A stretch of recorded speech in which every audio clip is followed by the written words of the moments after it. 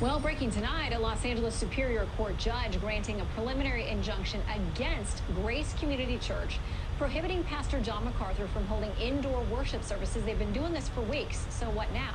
Well, let's ask Pastor MacArthur and Trump 2020 senior legal advisor Jenna Ellis, who's working on the case as well. Welcome to you both. Thanks so much, Shannon. Thank you. All right, absent an intervention before Sunday, Pastor, what is your plan?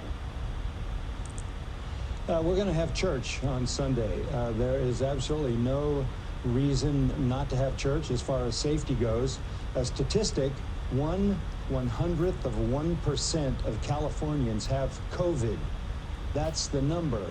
And yet no one in the entire state of California is allowed to go inside a church. Doesn't make sense. Of course, we're under the authority of the Lord Jesus Christ, and he says have church, and we're going to have it. Okay, this is from the judge's order. He says the county health order does not discriminate on its face, limited religious worship only because it appeals to events and gatherings. Regardless of their purpose, the county health order allows worship to occur outdoors, virtually through the internet, in any manner that's not indoors with a large gathering or people. Essentially, they're the judge saying, Jenna, that it's not targeted at religion. We're not allowing bars and other places for people to gather in large groups. It's not just about targeting churches. How do you respond? Well, it certainly is targeting churches because we don't see these types of restrictions and enforcement against large protests and other political statements that the county has actually lauded on their own Twitter and encouraged participation. And it's certainly also discriminatory enforcement here. And the ruling didn't really even consider a lot of the meritorious constitutional arguments that we claimed. But the bottom line here, Shannon, is that when the government is allowed this type of broad and arbitrary, unlimited, indefinite power, then our rights become mere privileges. And for the judge to characterize this as simply as the county allowing these types of worship services, that's not for the county to decide. That's why our founders put free exercise of religion as a fundamentally constitutionally protected right. So we're going to stand up for Pastor John MacArthur and Grace Community Church because he's absolutely right. He gets to hold church. Okay, Jenna, so are you going to appeal this formally?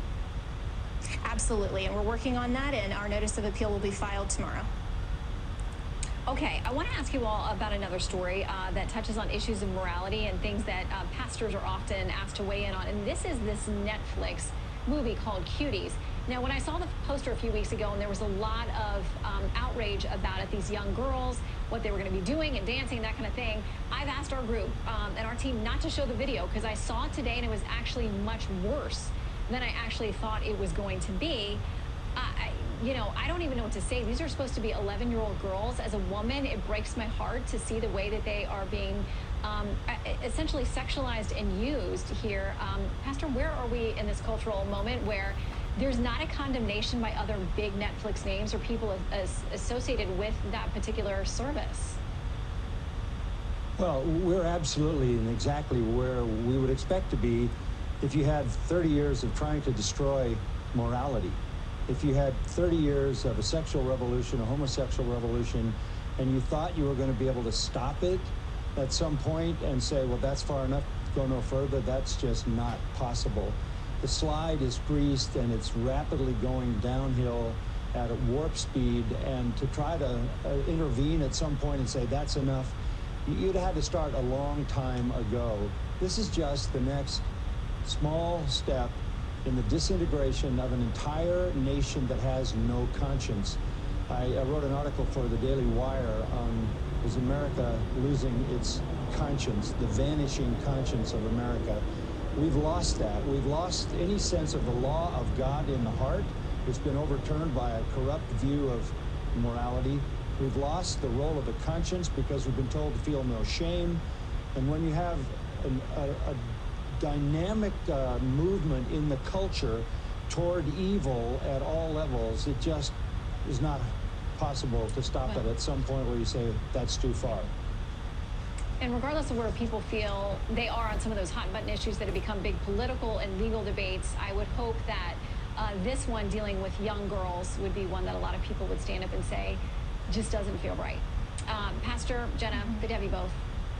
Thanks. That's why we need church. Thanks. Okay. Thank you so much. You guys will be there Sunday. Okay.